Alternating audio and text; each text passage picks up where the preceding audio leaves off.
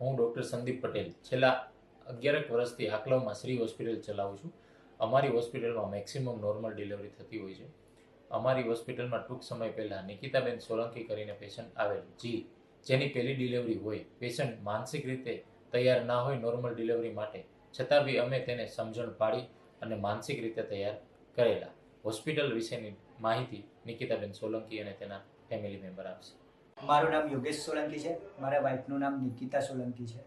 અમે જ્યારે baby planning કર્યું ત્યારથી જ ડિસાઇડ કરતા કે કઈ હોસ્પિટલમાં જવું એના માટે અને કઈ હોસ્પિટલમાં એનો કેસ કરાવવો અને બાકીની ટ્રીટમેન્ટ લેવી જ્યાં સુધી બેબી ના થાય ત્યાં સુધી.